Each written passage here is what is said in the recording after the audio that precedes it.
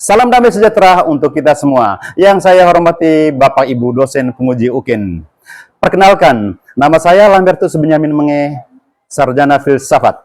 Saya guru mata pelajaran Pendidikan Agama Katolik dan Budi Pekerti di SMA Negeri 5 Kota Kupang, Provinsi Nusa Tenggara Timur, sekaligus sebagai mahasiswa PPG Daljab Batch 1 tahun 2025 di LPTK Sekolah Tinggi Santo Yakobus, Merauke.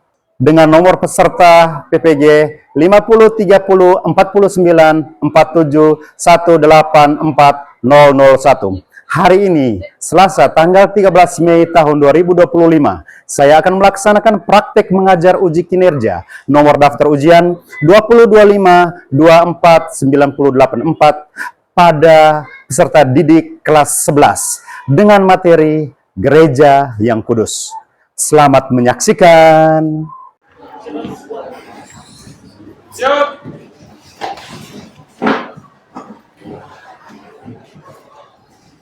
Hormat. Selamat pagi, Pak Guru. Pagi, luar biasa. Apa kabar? Baik.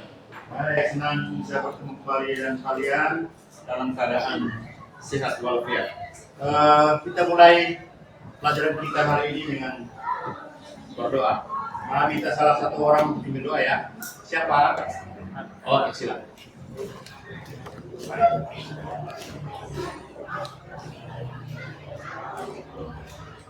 Bapak Guru dan teman-teman sekalian, sebelum kita memulai pembelajaran hari ini, marilah kita siapkan hati dan tubuh kita melihat Tuhan yang baik.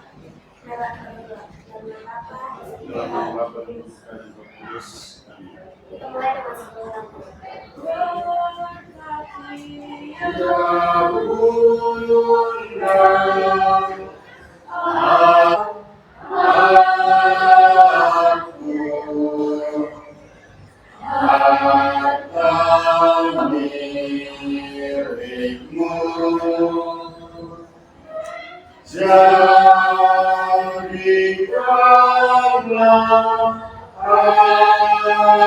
aku harta milikmu. Ya Allah Bapa di surga, Bapa yang kudus, segala puji dan syukur disampaikan kepada-Mu sebagai kami, sehingga kami semua dapat berkumpul pada hari ini di hari kebesaran. Ya Tuhan, sekarang kami akan mulai belajar. Kami mohon Maaf-Mu, agar kami dapat menjalankan ibadah kami beriman dengan baik dan benar. Hanya ini telah kami sampaikan kepada-Mu dalam panggilan Kristus Tuhan kami. Amin. Oke, terima kasih Akta. Silakan duduk. Oke, sekali lagi Pak menyapa kalian. Semangat pagi. Pagi, luar biasa, tetap semangat, semati, oke. Apa kabar? Baik. Oke. Senang kalau kabar kalian baik. Hari ini kita bertemu lagi dan melanjutkan pelajaran kita agama. Agnes Nahan, Andini Eka Putri, Aprian Eliaser Liu,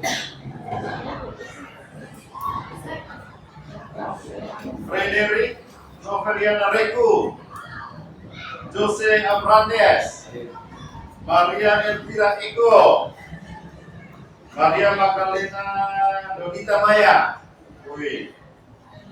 Baik anak-anak, hari ini kita akan belajar tentang gereja yang kudus. Capaian pembelajaran kita hari ini, CP kita adalah memahami sifat-sifat gereja yang kudus. Dan tujuan pembelajaran yang akan kita capai hari ini adalah yang pertama, peserta didik dapat mendefinisikan arti gereja Katolik yang kudus. Yang pertama, peserta didik dapat mendefinisikan arti gereja Katolik yang kudus. Yang kedua, peserta didik dapat mengidentifikasi ajaran kitab suci dan ajaran gereja tentang kekudusan gereja.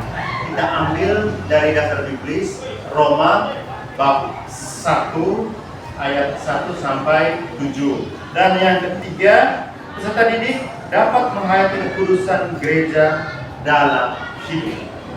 Peserta didik dapat menghayati kekudusan gereja di dalam hidup. Oke, itu CP dan TP yang akan kita capai pada hari ini. Oke, kembali lagi ke materi. Minggu lalu kita sudah belajar tentang gereja. Masih ingat toh? Oke, apa yang kalian ketahui tentang gereja? Ya, oh ya, Riko, silakan, Riko. Gereja adalah mahala tempat ibadah orang-orang Katolik. Gereja adalah rumah Allah, tempat beribadah, tempat beribadahnya orang-orang Kristen, ya kan? Oke, nah, siapa lain yang mau mendeskripsikan tentang gereja? Sepakat ya dengan jawabannya Riko? Oke. Lalu yang berikut, gereja memiliki berapa sifat? Berapa? Bisa disebutkan keempatnya. Yang pertama, Kudus, Katolik, Apostolik. Oke, satu kudus, Katolik, dan Apostolik. Hari ini kita akan belajar tentang sifat gereja yang kudus. Kalau minggu lalu kita sudah bicara tentang gereja yang satu, hari ini kita belajar tentang sifat gereja yang kudus. Oke. Mengapa gereja dikatakan kudus? Apakah kalian ada gambaran mengapa gereja Katolik itu disebut sebagai gereja yang kudus? Ayu, silakan Ayu. Gereja Katolik dikatakan kudus karena belum ada gambaran? Atau sudah? Oh ya, Anda. Gereja, kenapa gereja Katolik disebut gereja yang kudus?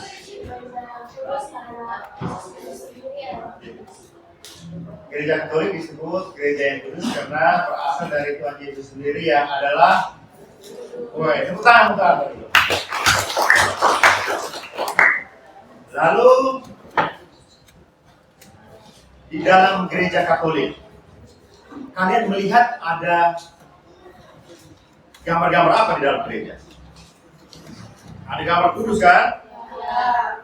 Ada patung? Terus semua perabot, mulai dari altar, lilin, tabernakel, itu kudus tidak? Kudus. Dikategorikan sebagai barang kudus? Rosario? Kudus. Alkitab? Kudus. Kenapa itu semua dikatakan kudus? Ayo. Kenapa itu maksud Alkitab nih dikategorikan sebagai barang kudus?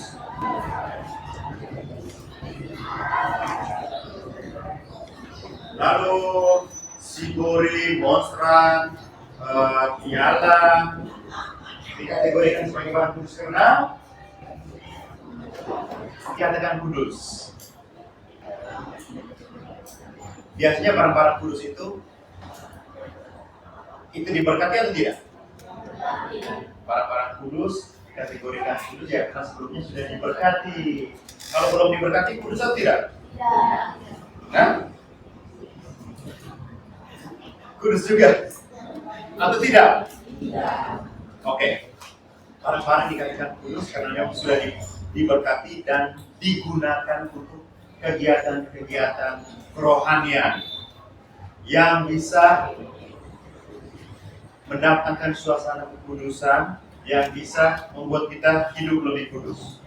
Sehingga barang-barang yang kita gunakan itu dikatakan barang-barang kudus. Oke, itu kekudusan kurang lebih seperti itu. Lalu kita mulai dengan pemahaman mengapa gereja Katolik sebagai gereja yang kudus. Nanti sudah jawab, itu jawaban tidak salah. Kita mulai dari makna kata kudus. kudus tidak dapat dipisahkan dari Yesus Kristus kan? Karena kudus itu tuh kalau dipisahkan unsur Allah, kekudusan berasal dari Kristus, bukan manusia. Gereja sebagai tubuh Kristus yang hidup dalam rahmat Allah. Gereja dikatakan kudus karena gereja itu datangnya dari Allah melalui putranya Tuhan kita Yesus Kristus. Sampai di situ. Paham dong? Gereja dikatakan kudus karena gereja datangnya dari kudusan itu berasal dari Allah melalui putranya Tuhan kita Yesus Kristus. Ada dasar biblis. Silakan kalian membuka itu Efesus bab 5 ayat 25 sampai 27 silakan. Sudah ada Alkitab semua toh? Efesus sudah dapat? Oke, bab 5 ayat 25 sampai 27. Efesus bab 5 ayat 20 sampai 27. Oke, 25 sampai 27. Oke, silakan. Hai suami, kasihilah istrimu sebagaimana Kristus telah mengasihi jemaat dan telah menyerahkan dirinya baginya untuk menguduskannya. Sesudah ia menyucikannya dan mematikannya dengan air dan firman, supaya dengan demikian ia menempatkan jemaat di hadapan dirinya dengan cemerlang, tanpa cacat atau kebut atau yang serupa itu, tetapi supaya jemaat kudus dan tidak tercela. Supaya kudus dan tidak tercela sebelumnya dipermandikan. Ya, kita baru lahir, kamu semua sudah permandian toh? Baru dilahirkan, kita dipermandikan supaya kita kudus. Mengapa dipermandikan? Supaya kita ini baru lahir ini kita sudah ada dosa, yaitu dosa asal yang berasal dari Adam dan Hawa. Jadi kita harus dipermandikan supaya menjadi anggota gereja dan menjadi kudus. Oke, lalu berikut ada 1 Petrus bab 2 ayat 9. Mari kita baca bersama-sama. 1 Petrus bab 2 ayat 9. Sudah dapat? Oke, sama-sama. Tetapi kamulah bangsa yang terpilih, imamat yang rajani, bangsa yang kudus, umat punya Allah sendiri, supaya kamu memberitakan perbuatan-perbuatan yang besar dari Dia yang telah memanggil kamu keluar dari kegelapan pada terangnya yang ajaib. Nah, garis bawah. Tetapi kamulah bangsa yang terpilih, imamat yang rajani, bangsa yang kudus. Kita di bangsa yang kudus. Oke. Panggilan semua umat untuk hidup kudus. Yang kedua, peran doa Ekaristi dan umat. Semakin kita berdosa, hendaklah kita semakin mencari Allah. Ya toh? Supaya kita menjadi kudus. Lalu Ekaristi. Saatnya jam 4. Misa ada di gereja. Merayakan Ekaristi. Kemudian ada Ekaristi yang terjadi di KUB. Misalnya syukuran wisuda, ulang tahun, syukuran perkawinan, ada tempat guru malam, ada orang meninggal, itu perayaan Ekaristi. Itu penting. Selain kita mendoakan orang yang sudah meninggal, supaya hidup kita menjadi lebih kudus. Lanjut. Yang berikut, tantangan dan realitas. Sebagai manusia kita untuk menjadi kudus itu penuh tantangan. Ada banyak sekali godaan-godaan, cobaan-cobaan. Yesus saja dicoba, bayangkan. Tuhan Yesus saja dicoba. Apalagi kita, pasti lebih cobaan lebih gila-gila. Hanya kalau kita merasa bahwa semua yang kita alami bukan dosa, berarti kita tidak merasa itu cobaan. Terus skandal dan dosa dalam gereja. Masalah gereja Katolik itu ada skandal, ada dosa. Dulu ada Paulus yang berbelok, ada uskup yang punya banyak kasus. Itu masa kelam gereja. Itu kalian bisa baca di ensiklopedia atau di sejarah gereja, ya. Nah, tetapi walaupun orang-orang yang berdosa, gereja tetap, ya, walaupun orang yang berdosa, gereja tetap kudus. Gereja sebagai Santa Ex Pecatrix, gereja sebagai Santa Ex Pecatrix, kudus dan kadang-kadang seperti itu. Lalu lanjut. Nah, kesimpulan. Apa kesimpulan? Gereja kudus akan sumbernya kudus, berasal dari Kristus, seperti yang bagian awal tadi kita sampaikan. Kemudian tujuan dan arahnya kudus. Lalu jiwanya juga kudus, memiliki unsur-unsur yang kudus. Gereja. Yang kedua, kekudusan diungkapkan dengan aneka cara. Misalnya, lewat sakramen apa? Lewat sakramen pembaptisan, bisa juga lewat berdoa, bisa juga lewat perayaan Ekaristi, bisa juga lewat sakramen perkawinan. Ada aneka cara. Seorang dikategorikan, seorang bisa menjadikan dirinya kudus. Terus, dalam kekudusan yang pokok adalah sikap dasar. Sikap dasarnya yang kudus. Lanjut, umat dipanggil untuk terus bertumbuh dalam kekudusan. Tugas kita umat Katolik itu seperti itu. Kita dipanggil, lalu setiap hari minggu kalau kita ke gereja, bagian akhirnya itu pergilah kamu dikutus. Karena sebelumnya kita sudah dikuduskan melalui perayaan Ekaristi, kemudian kita diutus dalam kekudusan untuk menguduskan orang lain juga dengan cara berbuat baik dan seterusnya. Dan yang berikutnya, kekudusan berasal dari Allah melalui Yesus Kristus, dana Roh Kudus. Sudah Pentakosta kan? Hah? Belum? Kapan? Sesudah Paskah, menuju ke Pentakosta itu berapa hari? Hah? Berapa? 40? 50? Jadi kalau Pentakosta memperingati apa?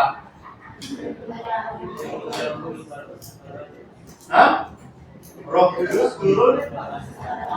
Itu Pentakosta. Yakin nih? Yakin? Tidak salah. Harus yakinlah kalau kamu yakin.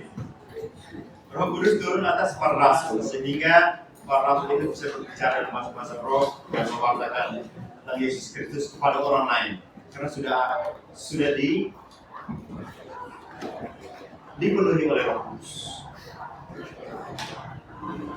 Hebatnya Roh Kudus itu, walaupun kita tidak tahu bahasa Jawa, tapi karena ada Roh Kudus, kita bicara bahasa Kubang, orang Keba bisa mengerti pakai bahasa daerah.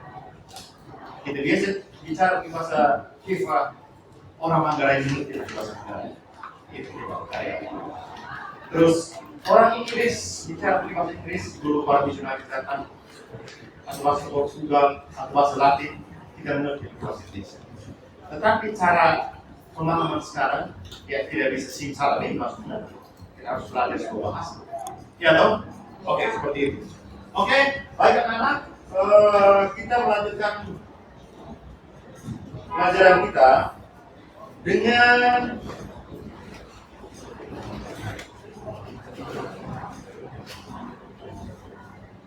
membaca riwayat orang kudus. Itu di buku halaman 39. Kalian sudah membentuk kelompok? Ya? Sudah? Oke, ada berapa kelompok di kelas ini? Ada 4. Oke, nanti 4 kelompok ini silakan membaca tentang riwayat orang kudus halaman 39. Buku halaman 39 ya sudah. Itu tentang Carlo Acutis, orang kudus generasi milenial. Woi, kalian generasi milenial toh? Jadi kita harus belajar lagi orang kudus. Oke, saya milenial. Oke. Kita belajar kekudusan dari para santo dan santa, orang-orang kudus. Salah satunya Carlo Acutis. Mari kita sama-sama membaca tentang pengalaman kekudusan seorang santo Carlo Acutis. Silakan. Kemudian, kalian langsung berhadapan-hadapan dalam bentuk kelompok sambil baca. Lalu Pak memberi kamu pertanyaan diskusi dalam kelompok. Lalu kalian diberi kesempatan untuk mempresentasikan hasil diskusi kalian. Silakan. Waktu 5 menit dari sekarang ya, 5 menit. Jangan lama-lama. Silakan.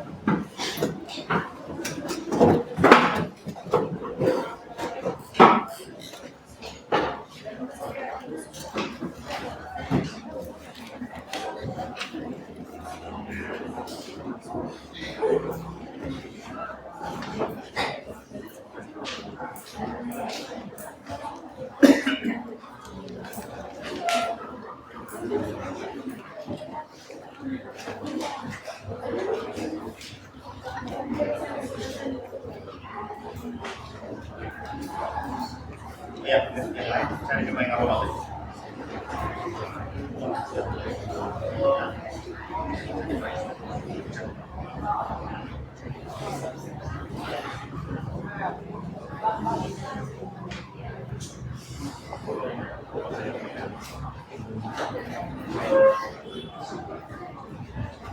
Gimana?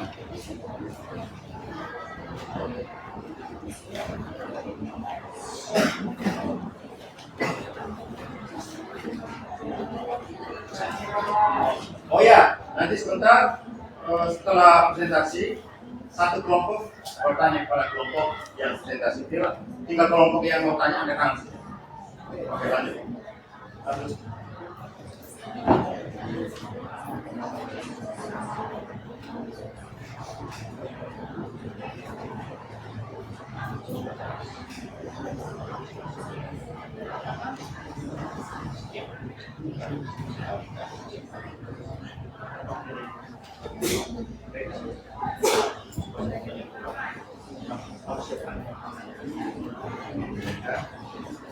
Nanti yang aku tanya mereka ya, kemudian mereka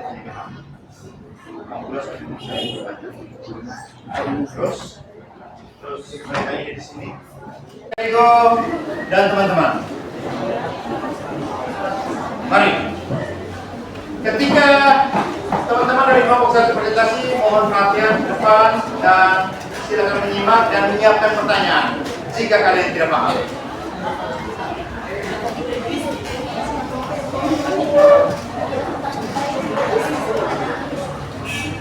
Oke, kita beri tepuk tangan untuk kelompok satu.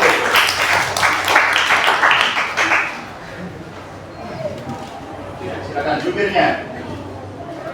Baik, selamat pagi Pak Guru dan teman-teman. Pagi luar biasa, tetap semangat, semadi oke. Kami dari kelompok 1 akan mempresentasikan segala kami.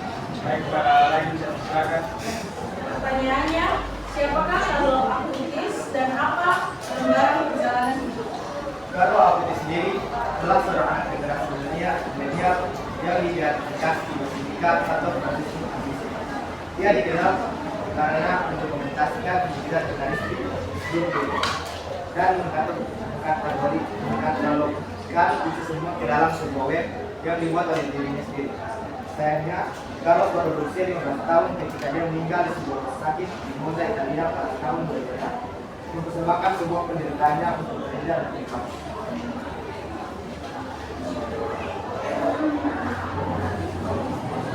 Baik, sekian dari kami. Jika ada yang bertanya, kami silakan. Silakan, ada yang mau tanya? Oh ya, dari nomor 2, silakan.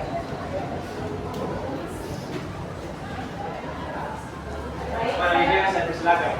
Saya akan memberikan pertanyaan. Berikan contoh pada kehidupan sehari-hari yang mencerminkan pengabdian Carlo pada Tuhan. Ulang pertanyaan. Berikan contoh pada kehidupan sehari-hari yang mencerminkan pengabdian Carlo pada Tuhan. Berikan contoh kehidupan sehari-hari yang mencerminkan pengalaman Carlo yang mengabdi kepada Tuhan. Seperti itu kan? Oke, silakan. Pahamkah pertanyaannya? Oke, silakan. Yang pertama, Carlo rajin mengikuti misa harian dan rajin mengikuti adorasi. Terus yang kedua, dia berdoa secara rutin, menggunakan bakat untuk pelayanan kepada Tuhan, peduli pada sesama, dan dia hidup sederhana. Oke, tepuk tangan untuk kelompok 1. Lanjut yang berikut. Ya, silakan. Selamat pagi. Pagi. Luar biasa. Tetap semangat, semanggi, oke. Kami selalu Bapak akan mempresentasikan hasil diskusi kelompok. Soal yang pertama, apa makna keputusan menurut kalian sendiri? Makna keputusan menurut kelompok kami adalah keputusan berarti tanggapan atas karya Allah, terutama dengan sikap iman dan tenang. Sikap iman dinyatakan dalam segala perbuatan dan kegiatan kehidupan yang Selanjutnya, bagaimana cara kalian menguruskan diri di keluarga, sekolah, gereja, dan masyarakat? Cara kami menguruskan diri di keluarga, sekolah, gereja, dan masyarakat adalah yang pertama di keluarga. Bisa dilakukan dengan saling menghormati, menunjukkan kasih sayang, dan membangun komunikasi yang baik. Yang kedua di sekolah. Menguruskan diri berarti menjadi pelajar yang jujur, bertanggung jawab, dan menghargai hak orang lain. Yang ketiga di gereja, bisa berpartisipasi aktif dalam ibadah, mengikuti ajaran agama, dan membantu sesama. Yang keempat di masyarakat, menguruskan diri berarti berperilaku baik, menaati hukum, dan berkontribusi positif bagi lingkungan sekitar. Demikian hasil diskusi dari kelompok kami membuka sesi tanya jawab kepada teman-teman yang mempunyai pertanyaan. Oke, dari kelompok 3. Silakan. Bagaimana sakramen dalam gereja Katolik menjadi salah satu jurusan? Ingin menjawab, sakramen dalam gereja Katolik menjadi salah satu jurusan karena melalui sakramen Allah sendiri bekerja untuk meneruskan umat. Sakramen menjadi tanda dan sarana rahmat Allah, memberikan rahmat yang menguruskan, selain itu membentuk umat dalam urusan jurusan. Oke, tepuk tangan untuk kelompok 4. Jawaban singkat padat jelas. Semoga harapannya kekudusan seperti yang mereka jawab baik di masyarakat, di sekolah, di gereja, di dalam keluarga bisa terwujud, bisa terlaksana dengan baik tanpa kesulitan. Karena konsepnya kan bagus, namun praktek itu sulit ya untuk menjadi kudus dalam kehidupan sehari-hari. Jadi tugas kita, tantangan terberat sebagai umat Katolik adalah hidup kudus dimanapun kita berada. Kepada kelompok 4, saya berterima terima kasih. Silakan kembali ke tempat.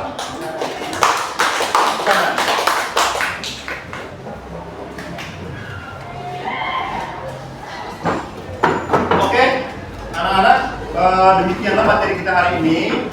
Namun sebelum itu kita akan melakukan refleksi, pertanyaan-pertanyaan refleksi tentang materi yang baru saja lewat. Pertanyaan pertama,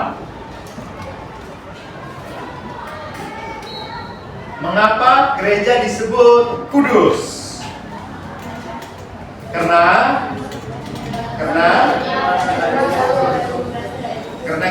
gereja dikatakan kudus karena berasal dari Allah melalui putranya Yesus Kristus yang adalah kudus. Oke, baik. Bagaimana cara kita untuk mengaplikasikan kekudusan dalam kehidupan sehari-hari? Misalnya di sekolah, seperti apa tadi? Kekudusan di sekolah. Misalnya sebelum pelajaran kita berdoa dulu, terus kudus. Ketemu guru, senyum salam sapa, kudus tidak? Kudus. Oke, semoga dengan mempelajari materi gereja yang kudus bisa membuat kita sebagai umat Allah, anggota gereja, dan kita mempraktikkan kehidupan yang kudus dan setiap kali hidup kita dimanapun kita berada, baik itu di sekolah, di rumah, atau di masyarakat atau dengan siapa saja kita bertemu, kita bisa mempraktekkan dan menunjukkan bahwa kita adalah umat gereja Allah yang lurus. Tepuk tangan untuk kalian semua. Oke, kita tutup materi kita hari ini, pelajaran kita hari ini dengan doa. Silakan berdiri. Satu orang ini, satu orang ini.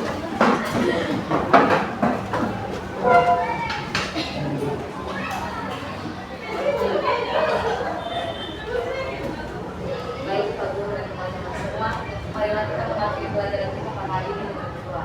Dan nama Bapa dan Putra dan Roh Kudus. Allah dalam kerajaan surga, dan juga